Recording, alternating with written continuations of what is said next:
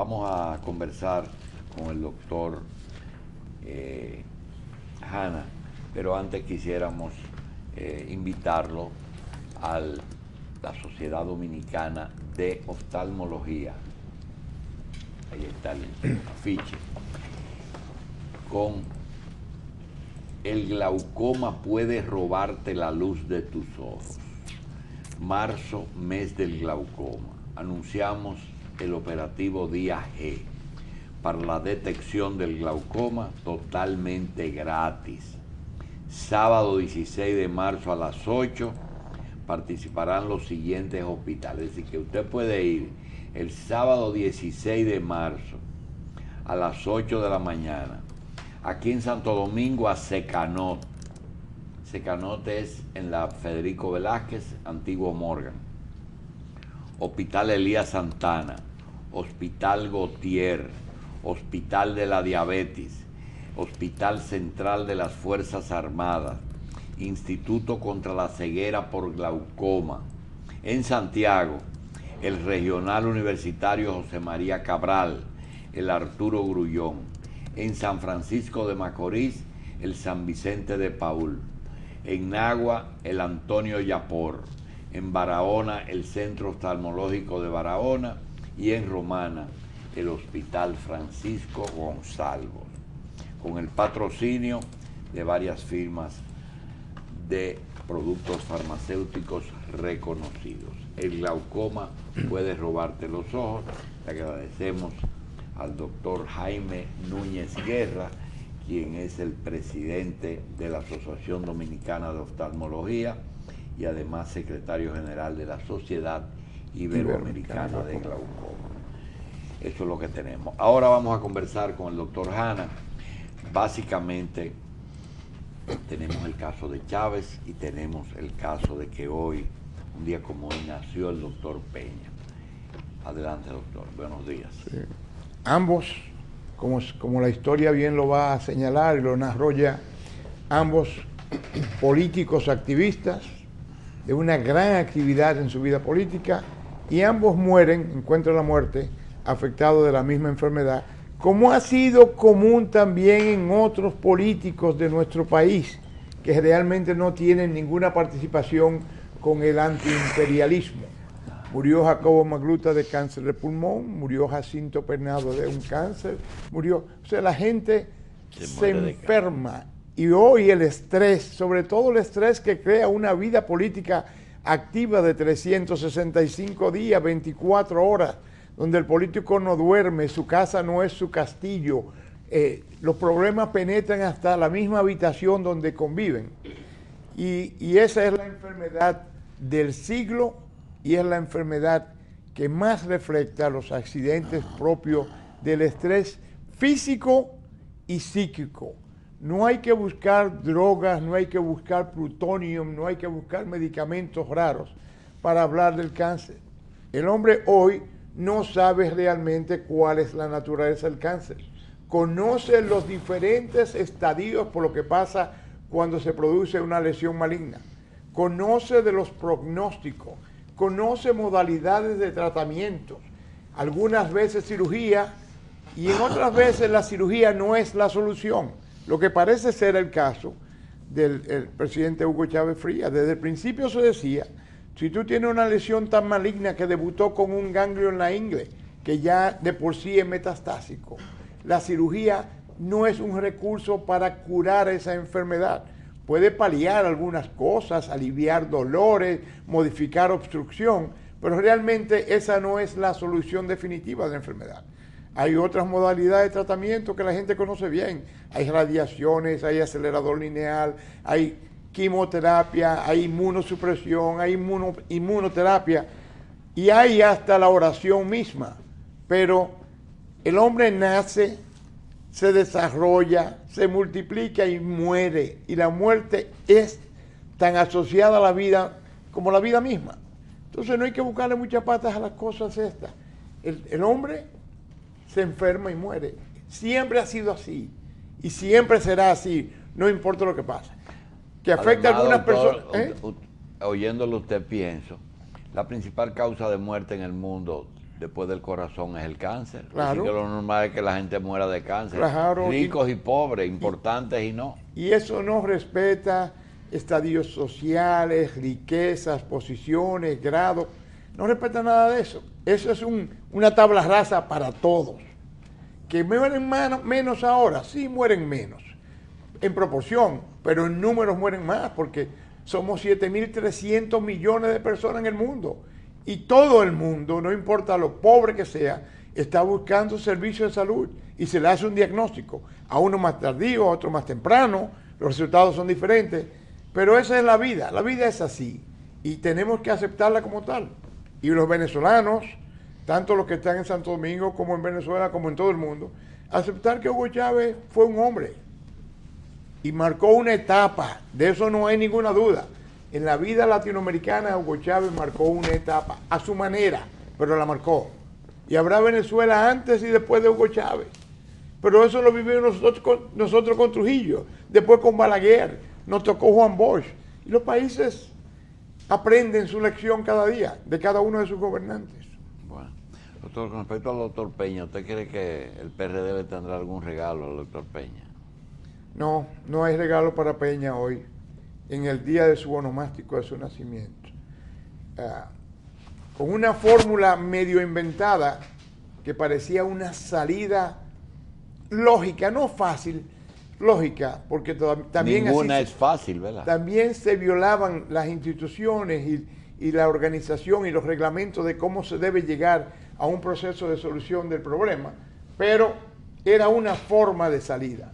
Y habrá que buscar alguna forma de salida para el problema del PRD, pero no va a ser hoy, en el día de su onomástico, que mucho que se lo merece Peña Gómez, que se les recuerde en su partido y en el país como el hombre que siempre propició la coherencia, la unidad de partido, a expensas suya, a expensas de él mismo, incluyendo de su vida. Aquí todo el mundo recuerda ese último día de la campaña, donde él se fue a Baní a apoyar candidatos de Baní de San Cristóbal, cuando prácticamente no podía ni siquiera caminar y había que soportarlo por atrás para que pudiera sacudir la multitud. Una figura del Cid campeador, con la que se montó el PRD para lograr las victorias de esos días. Y Peña hizo el mayor sacrificio de la historia. Primero en su dignidad, segundo en su orgullo propio porque él podía ser presidente de la República, y tercero con su vida para que otros fueran presidentes. Bien, vamos a hacer una pausa y venimos con el doctor Hanna.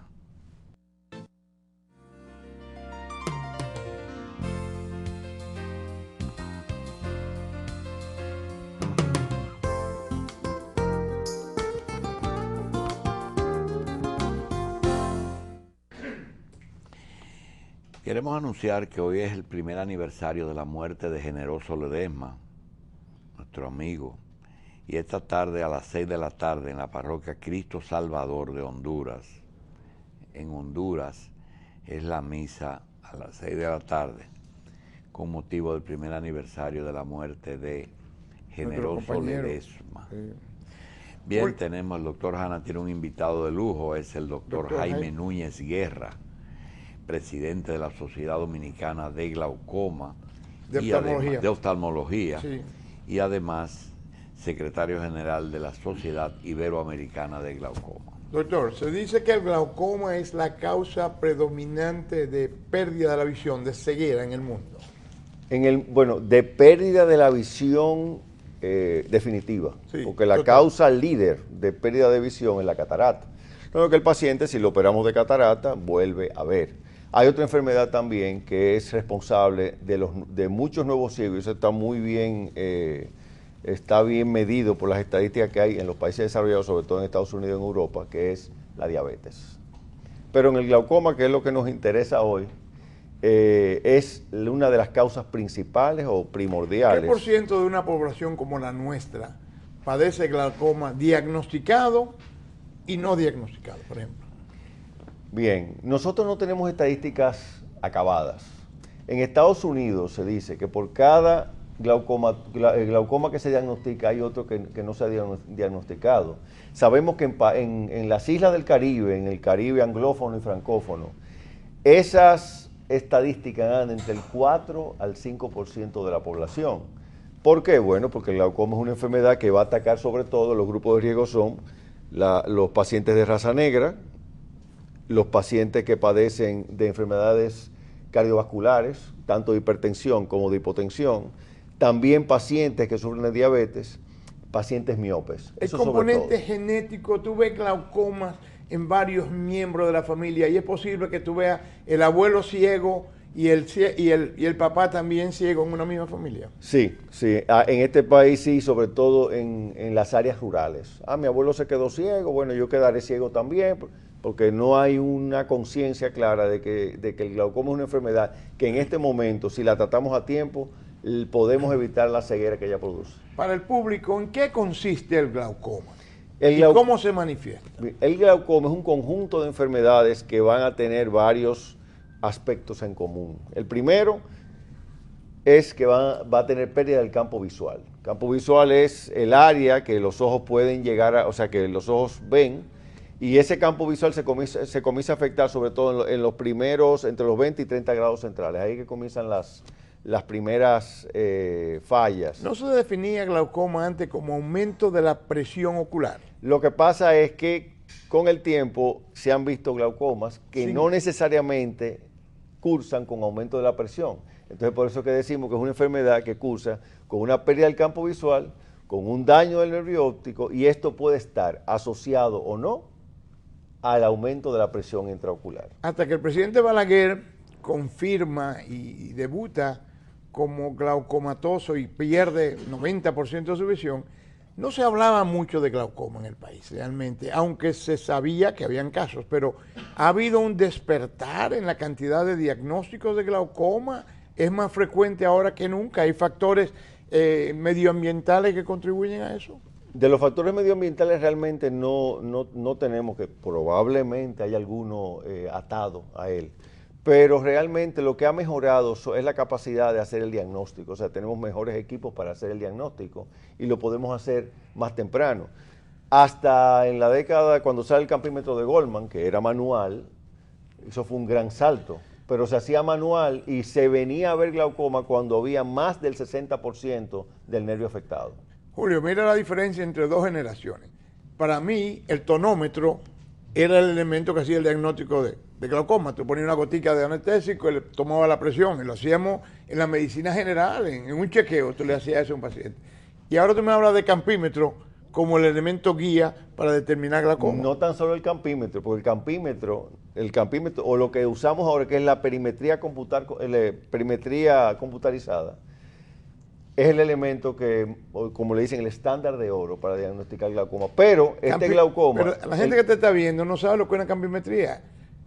Dile que es una campimetría para que lo entienda. Sí, bueno, el campímetro o el perímetro es un aparato que parece como una caja cuadrada que está sobre una mesa, el cual tiene una mentonera donde uno apoya la barbilla, y entonces eso tiene que ser en un cuarto oscuro, y dentro de esa caja hay como una media cúpula, y en esa media cúpula van saliendo unos puntitos, y a uno le dan un mando y le dice, cada vez que usted vea un punto, pero siempre mirando al punto central, usted toca, usted le da acá. Pero ¿qué pasa? Ese es importante. Eso crea un diagrama. Eso crea un diagrama que uno ve, exacto, y de los que no ve. Con unas áreas donde realmente el glaucoma, hay una área de hierro que está entre los 20 y 30 grados de la visión, que eso es donde comienzan a verse los puntos más afectados. También hacia el área nasal se ven otros puntos afectados, y cada una de esas áreas tiene nombre. Hay algo muy importante, que ese no es ya el único aparato que usamos. Hay otro más moderno todavía, que es el OCT. El OCT es una tomografía computarizada que usa el principio del microscopio espacial Hubble.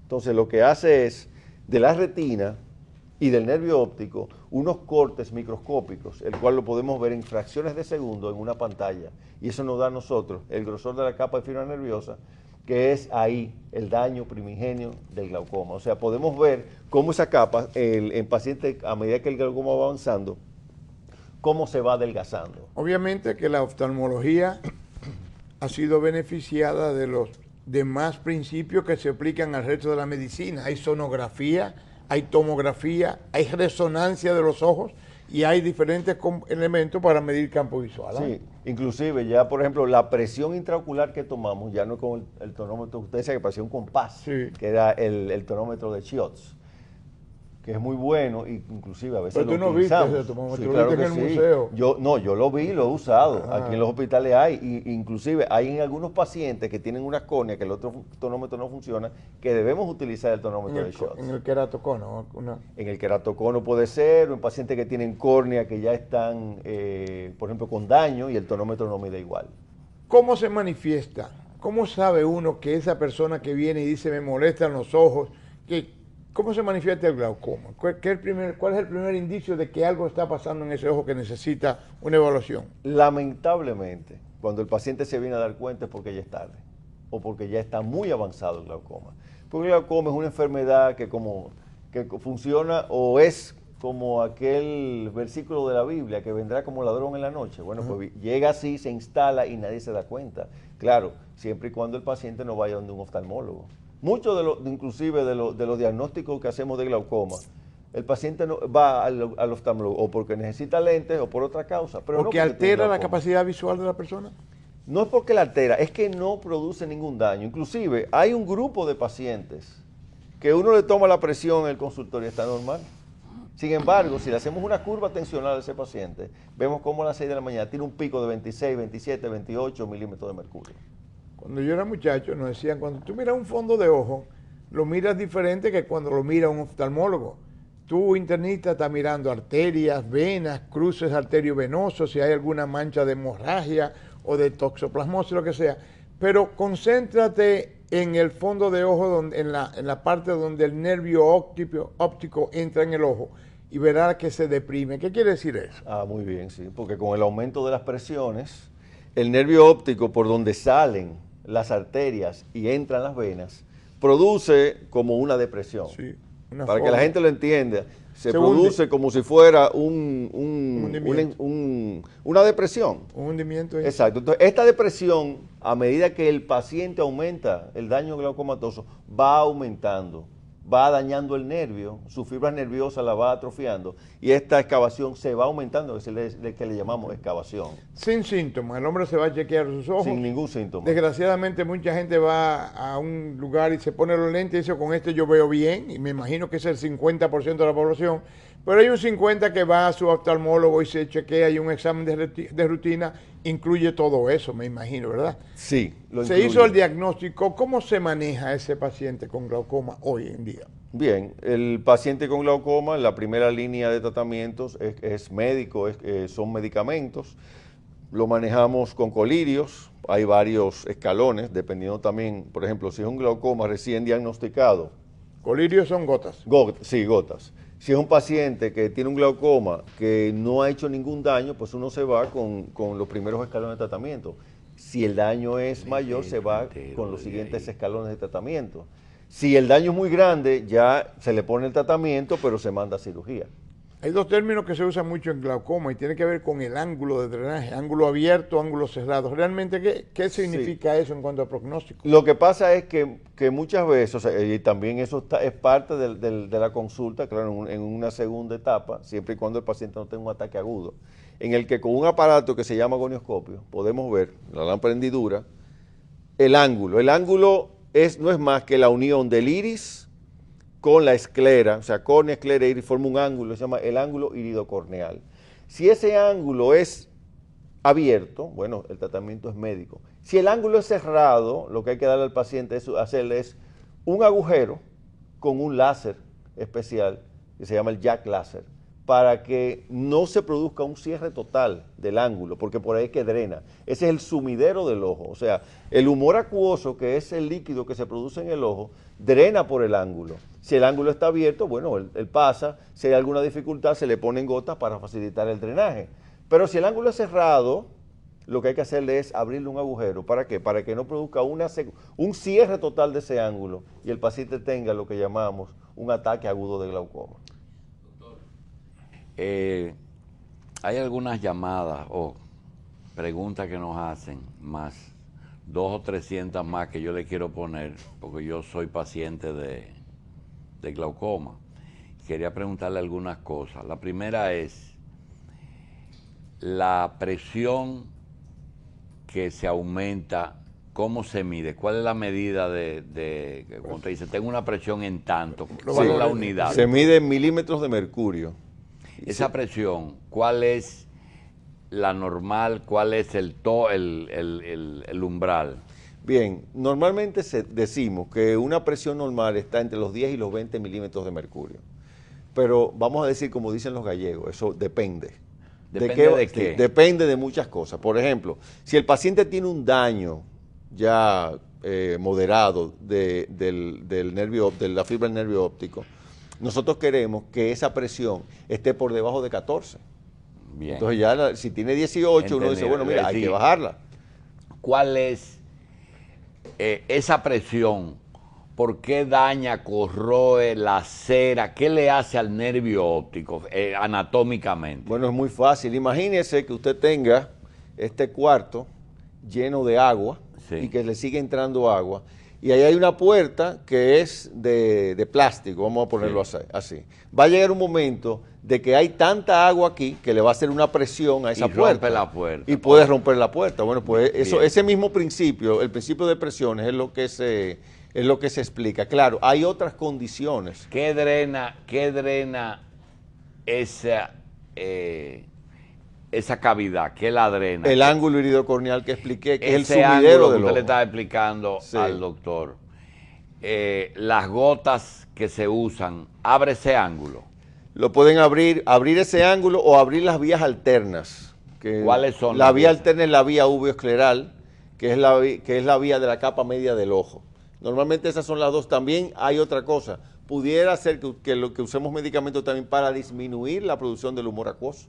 Son dos cosas, o disminuye el líquido, o facilitamos la facilita. salida. Exactamente. En ese mismo orden, esas gotas han tenido una evolución. Sí. Primero necesitaban ser refrigeradas, después vino una que no se necesita ser refrigerada, y después vino el problema de la hora, de que debe ser todos los días a la misma hora de la mañana o de la tarde. Háblenos de las dos cosas, del tipo de medicamento y de lo importante de siempre a la misma hora cada 24 horas. Sí, el problema es que el tejido nervioso no respeta hora, ni horario, ni fecha en el calendario. No tiene ciclos circadios. Exacto. La presión tiene un ritmo circadiano, sí, pero el tejido nervioso no. Y vamos a decirlo así. El tejido nervioso que forma el nervio óptico es una prolongación del cerebro. Sí, sí. Y por eso hay muchos que hablan de que el ojo no es más que una prolongación del cerebro y no un órgano como tal. Entonces, las gotas, los colirios, le decimos al paciente, y somos muy estrictos decirle, por ejemplo, hay una gota que es la más usada, que es el timolol, que se usa 2 veces al día, y siempre le decimos al paciente, procure que sea siempre a la misma hora. ¿Por qué? Y que se absorbe. Exacto. Y es un beta bloqueador. Sí, es un beta bloqueador. Hablaremos un poquito sobre eso, porque pudiera causar otras complicaciones el timolol. Claro. Y a veces los oftalmólogos, sobre todo en la parte Pero hay algunas pública, que no son 2 veces al día, sino cada 24 horas. Por los análogos de prostaglandinas, que es 1 vez al día. Hay algunas, la mayoría se usa en la noche, porque es más fácil, porque es una gota que pudiera producir cierto disconfort en el ojo. Y por eso le dice al paciente, póntela antes de dormir, y así tú te acuestas, tus ojos cerrados. ¿Cuáles son las contraindicaciones o los cuidados que tiene que tener el médico y el paciente cuando use esa gota? Porque ustedes estaban hablando de que hay que chequear por qué. ¿Tiene contraindicaciones? Hay algunas contraindicaciones, por ejemplo, ¿cuáles? El timolol, el maleato de timolol. Hay una cosa que primero, no solamente el paciente, tiene que estar la familia.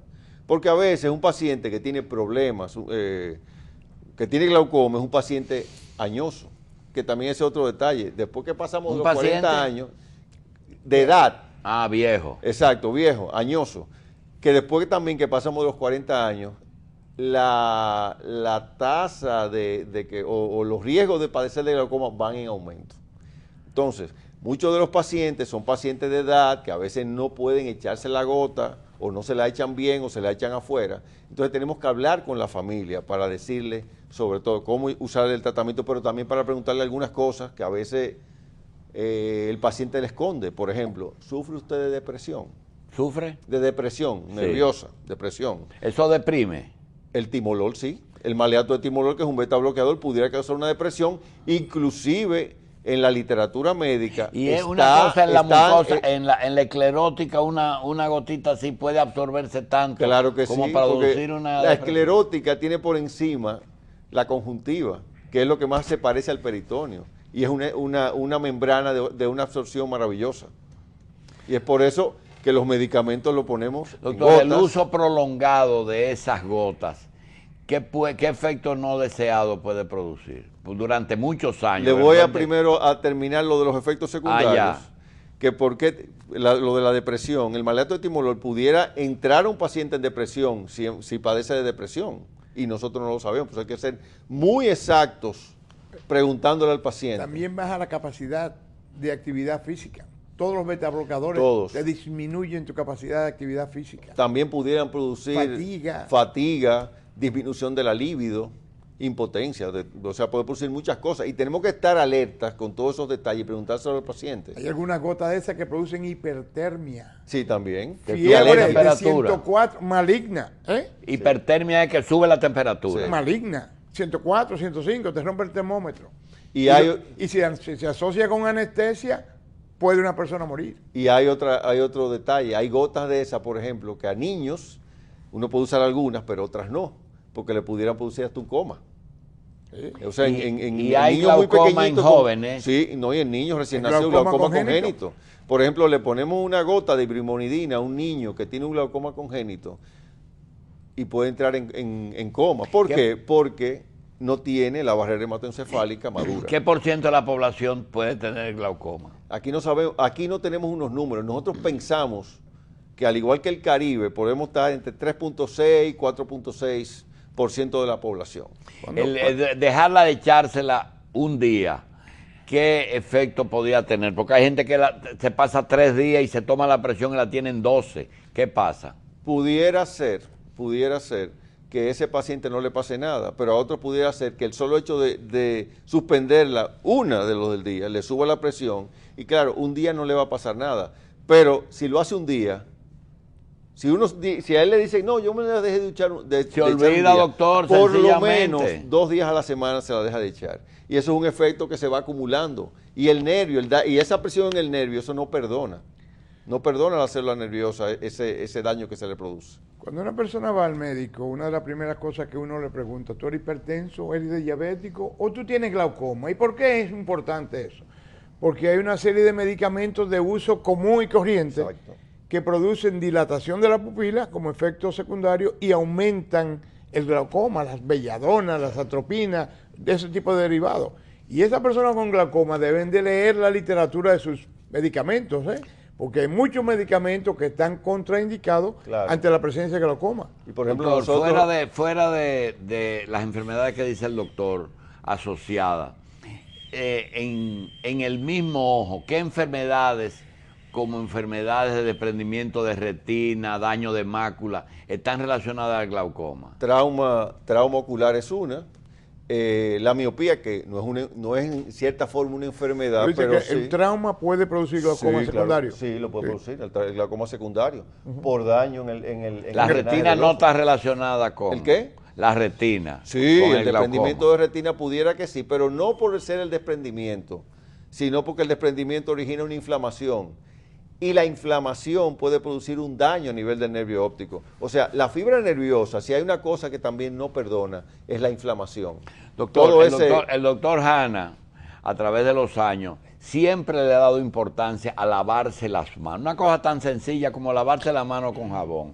Yo tengo un oftalmólogo amigo que le da mucha importancia a no estrujarse el ojo. ¿Usted también? Claro que sí. ¿Por qué? Por algo muy sencillo. Que primero, no se rasquen con los nudillos. Exacto, al estrujarse el ojo, sobre todo, por ejemplo, los niños que se estrujan mucho los ojos, al final van a sufrir una enfermedad que se llama queratocono. ¿Qué es eso? Es una enfermedad que se produce, la córnea se deforma, porque es tanto lo que se estrujan los ojos, que se rompen los enlaces de las moléculas de la córnea.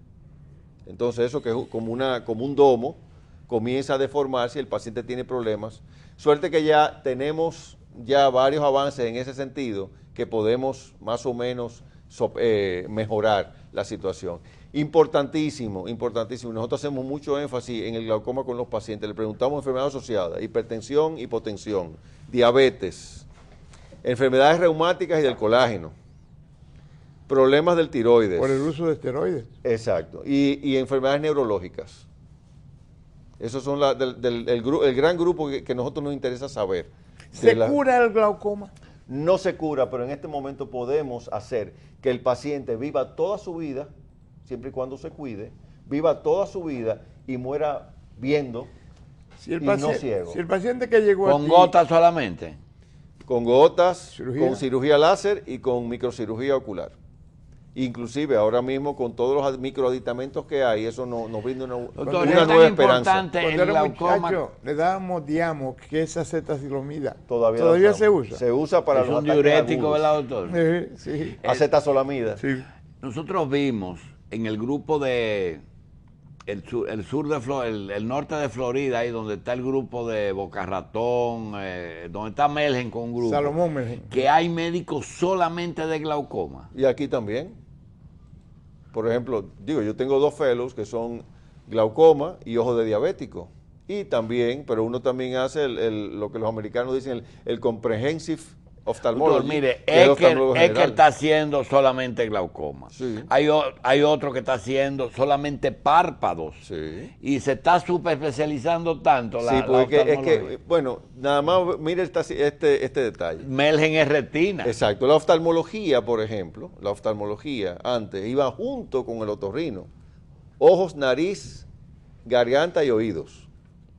Pero ha crecido tanto la oftalmología que hubo necesidad de dividirla. Y la oftalmología está creciendo tanto que ya tiene como 7 o 8 subespecialidades. Retina, glaucoma, segmento anterior, inflamación y patología ocular. Mira una pregunta que me llega. Si tú, cuando llega tu médico, has perdido 20, 30% de la visión, con el uso adecuado de los medicamentos modernos, ¿tú puedes recuperar el terreno perdido o se estabiliza la lesión y no sigue perdiendo visión? Podemos estabilizar, pero lamentablemente es un daño neurológico, todavía no lo podemos recuperar. Tal vez en 10, 15 años, cuando el asunto de las células madres mejore, pudiéramos hablar de hacer implantes, siembras de las células que se pierden. Sobre todo son a nivel de las células magnocelulares y parvocelulares, o sea, las ganglionares sí. del ojo, y pudiéramos mejorar la condición. ¿Hay alguna enfermedad viral asociada a lesiones de ojo que agravan el glaucoma? Por ejemplo, sarampión, varicela, todas esas enfermedades que comúnmente vemos. Por sí sola no, pero si producen una inflamación ocular, pudieran producir un daño en el ¿La ojo. conjuntivitis per se puede inducir a glaucoma? Normalmente no, casi nunca. Puede llegar a glaucoma. La conjuntivitis es un estadio que la mayoría está dentro de las enfermedades infecciosas. En esa misma dirección, ustedes son muy dados a echar 2 y 3 gotas juntas para diferentes cosas. El ojo es tan selectivo porque a veces hay gente que tiene un trauma de ojo o una hemorragia de la esclerótica o cualquier cosa. ¿Se puede echar gotas del glaucoma con infecciones en los ojos? Sí, se pudiera. No importa. No importa. Lo único que uno le dice al paciente es que tiene que tener cuidado de no tocar el ojo con la gota, lavarse bien las manos por algo muy sencillo. Si toca el ojo, tapa el frasco, ahí se quedan bacterias. Y aunque te estés usando el medicamento para que la bacteria, eliminar la bacteria, tú tienes la siembra ahí, vuelves y te la echas y eso hace. Porque usted un ciclo dice que el vicioso. ojo es la prolongación del cerebro. Porque embriogénicamente Sí, es así. Es así, aparte Se forman de eso, a partir de la misma capa. si hacemos un corte en el nervio óptico, vamos a encontrar las capas, que El la mismo misma tejido capa del cerebro. cerebral.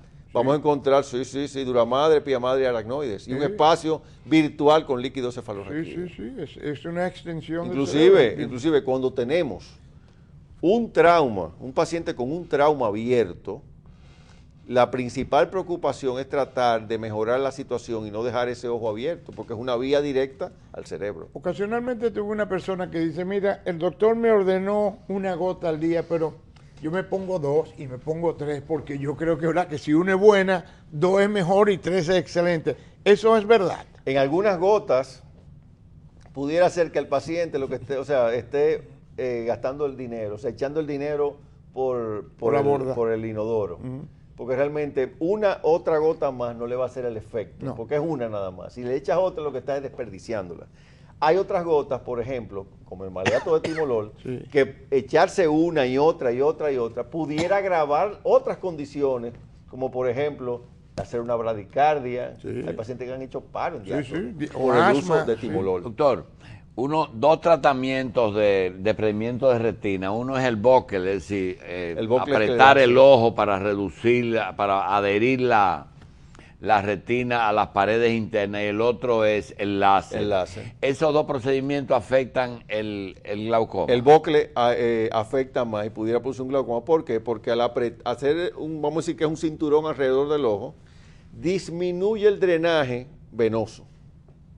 Y entonces el líquido le da más trabajo, porque el humor acuoso va al ángulo y de ahí pasa a la vena acuosa y de ahí a las otras venas del ojo. Y si usted tiene un cinturón que aprieta, está disminuyendo el retorno venoso y está disminuyendo también la salida del humor acuoso del ojo. Doctor Núñez, ¿cuáles son los consejos para prevenir el glaucoma? Si se puede prevenir, por ejemplo, en personas de avanzada edad como el doctor Hanna, que no quisiera tener glaucoma como yo. Realmente prevenir el glaucoma no podemos, pero sí lo que hacemos mucho énfasis en que el paciente tiene que chequearse con el oftalmólogo para, si tiene glaucoma, está comenzando un glaucoma, poder diagnosticarlo a tiempo y tratarlo a tiempo. Y fuera de la presión, ¿qué ve el oftalmólogo adentro del ojo cuando se examina un glaucoma? Vemos, sobre todo, hacemos mucho énfasis en el nervio óptico, en el área de glaucoma. Vemos cómo está ese nervio, qué tamaño tiene, la excavación, cómo salen los vasos, si hay alguna lesión, además de alrededor del nervio óptico, porque eso pudiera agravar el problema del glaucoma. ¿Alguna dieta aumenta la presión del ojo? No, ninguna. ¿El cigarrillo altera el glaucoma? Bueno, el cigarrillo no tenemos ninguna prueba de que lo altere, pero por ¿alcohol, cuestión de salud tampoco. ¿Drogas recreacionales? No, pero hay drogas, sí, ahora hay una droga que se usa mucho, que es el sildenafil, pero no glaucoma, pero sí pudiera producir problemas. Sí, pero dile lo que es sildenafil. Bueno, cualquiera puede ser el sildenafil, todo el tadalafil, el sildenafil, todos pueden producir un problema a nivel de la vasculatura. Entonces, eso hay que tener mucho cuidado, mucho cuidado, sobre todo la gente joven. Si usted tuviera la presión elevada por glaucoma, ¿usted se va a usar gota de por vida o se decidiría a operarse? Dependiendo, porque si es un glaucoma primario de ángulo abierto, yo debo comenzar mi tratamiento con gotas. ¿Y cuándo viene la cirugía? Cuando las gotas ya no funcionan, porque llega un momento que las gotas hacen lo que llamamos taquifilaxis, que es que ya no le hace el efecto al ojo, y entonces ahí hay que decirle al paciente, mire, ya las gotas, los tratamientos médicos no bajan la presión a como nosotros la queremos. ¿Cada cuántos años debe chequearse el que usa gotas? Bueno, el que usa gotas va a depender su problema. Puede ser que sea cada 2 meses, cada 3 meses, cada 6 meses. ¿Debe suspender las gotas para tomarle la presión o tomarlas con las gotas? Ese es un error que cometen los pacientes, pero un gran porcentaje, que el día que van al médico no usan el tratamiento. Pero no tan solo el de glaucoma, también el de hipertensión y el de la diabetes, porque dice, bueno, yo voy hoy y yo no la voy a usar a ver cómo estoy.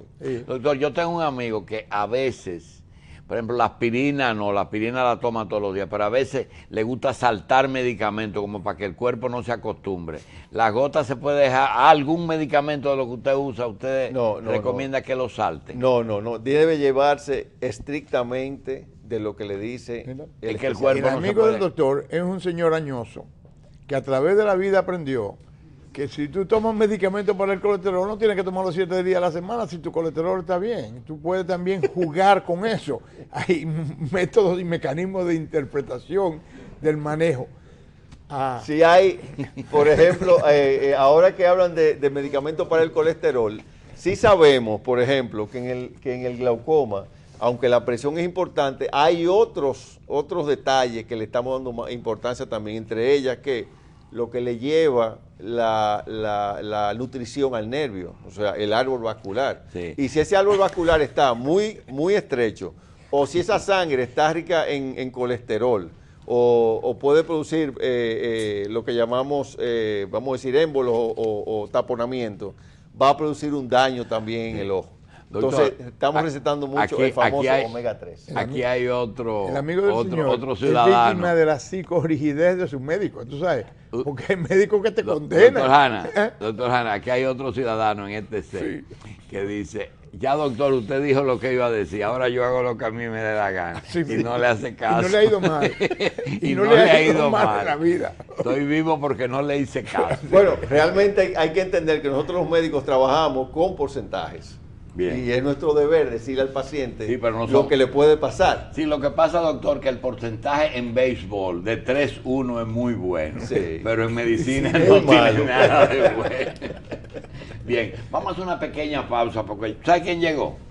Frescos del horno, doctor. Ese es un rito aquí. Es el desayuno del miércoles. Así es que vamos a ver. Bien, amigos, Frescos del Horno está en la Lorenzo de Pradel 49, en la Castellana. Pastelería, panes gourmet y picaderas. Frescos del Horno hoy nos trae pisitas, mini sándwich, los famosos croissants de queso crema, jamón, integrales de harina normal. Lo de Semana y los Santa. turquitos de vegetales. ¿Verdad? Sí, de Cuaresma. Ahora en turquitos de vegetales para Cuaresma. Bien, pisitas, mini sándwiches, croissant. Ellos siempre tienen una novedad. Frescos del Horno en la Lorenzo de Pradel 49, en la Castellana. Quería antes de irme expresarle al doctor Hanna y a nuestro invitado, el doctor Jaime Núñez Guerra, que en el día de ayer tuve una experiencia penosa, doctor. Parece ser que uno tiene que entender que llega un momento en que uno tiene que reconocer y entender que el tiempo pasa.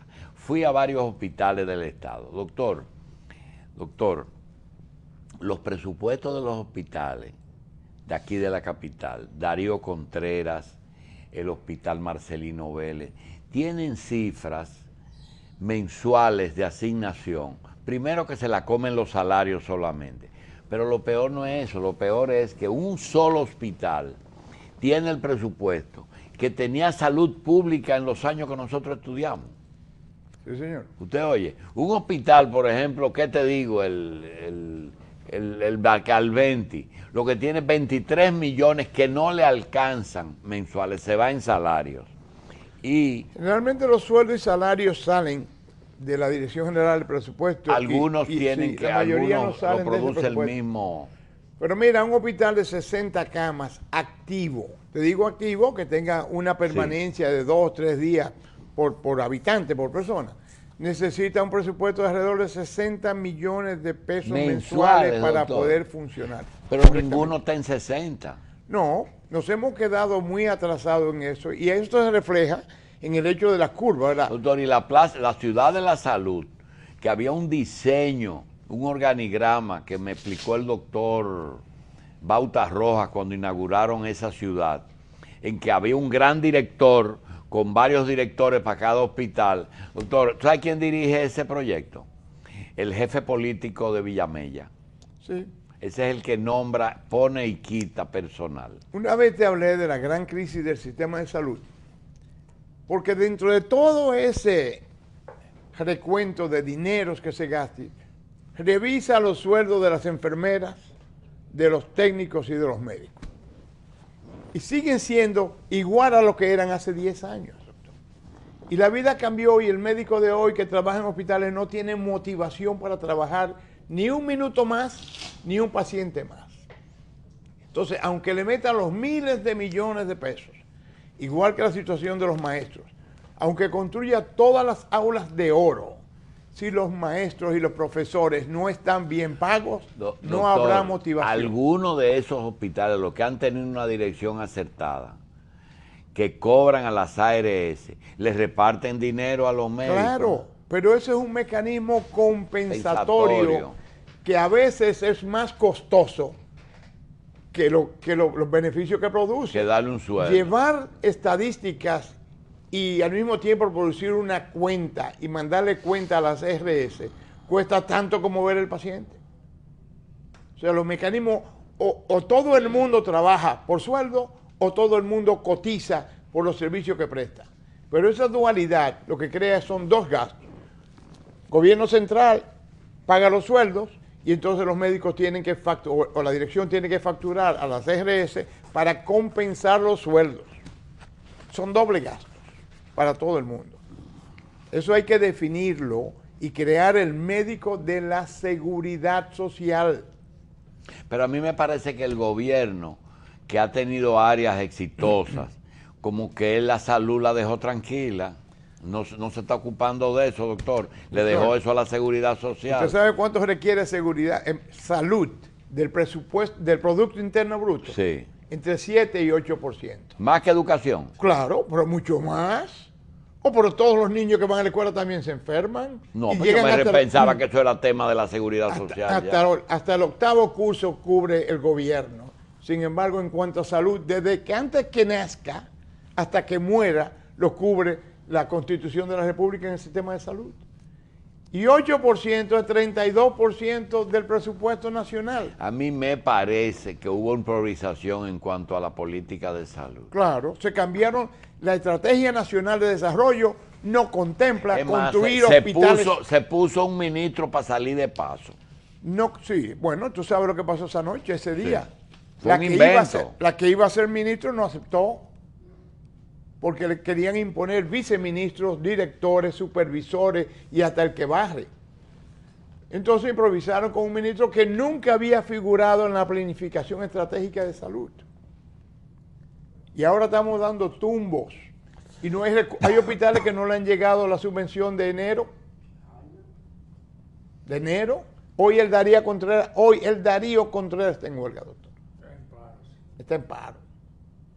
¿Y por qué está en paro? Bueno, porque no hay los mecanismos. Es una medicina carísima. Lleva prótesis, lleva clavos, lleva tecnología avanzada. Y eso hay que cotizarlo independientemente. El día que aquí se haga un operativo, todas las fracturas de cadera las vamos a operar en el día de hoy, le vamos a pagar a los ortopedistas tal cantidad de dinero, en 15 días se resuelven esos problemas. Pero se necesita dinero. Otra vez, la salud no tiene precio. No me diga cuánto vale estar sano, pero tiene un costo. Y ese costo la Constitución se lo asigna al Estado Dominicano. Bueno, señores, vamos a darle las gracias al doctor Núñez, oftalmólogo, y al doctor Hanna. Yo quería preguntarle a Núñez, antes de irnos, si en el futuro, así como un diabético se pone una infusión, ¿verdad?, que le segrega su insulina todos los días, no tiene que inyectarse, ¿no hay nada en el futuro que un glaucomatoso pueda ponerse en el ojo que libere medicamentos continuamente? Eso va a ser posible, inclusive va a ser posible ponerle insertos. Con medicamentos específicos, sobre todo en enfermedades crónicas, para que el paciente dure 1, 2, 3 meses o tal vez más, sin tener que estar el día a día echando las gotas, lo que va a traducirse en un mejor cumplimiento del tratamiento. Y la nanotecnología, esa tecnología basada en medicamentos e instrumentos de milésimas de milímetros, pelos, del grosor del pelo, ¿se puede utilizar? ¿Se podrá utilizar? Sí, también se podrá utilizar. Y de hecho, en algunas cosas se utiliza. ¿Se utiliza? Sí, se comienzan a utilizar. Ya hay inclusive chips que se pueden poner en la retina para pacientes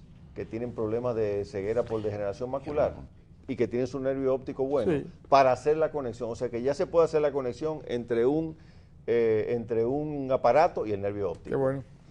Le damos las gracias al doctor Jaime Núñez Guerra, cirujano oftalmólogo. Al doctor ¿Y el congreso, el día del glaucoma, cuándo? ¿El 16? El día del glaucoma es el 16.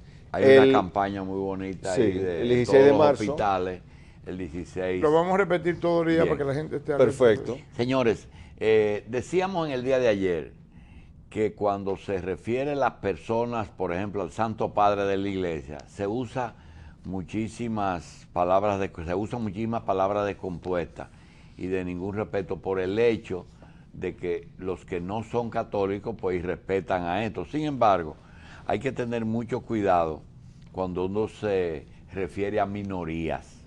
Por ejemplo, mañana se realizará el 8º Congreso Nacional de Trabajadoras Sexuales. El punto principal es que hay esas señoras denuncian que son violadas por policías y van a poner mañana la denuncia en la fiscalía de nuevo, porque no le hacen caso. De manera que a la profesión más antigua del mundo va a llevar a cabo su 8º Congreso Nacional. Tienen que cobrarle a los policías porque eso no es más que un abuso. Señores, nos vemos a las 5:30 de la tarde con José Israel Cuello y Gracie de la Cruz. Mañana a las 5 de la mañana.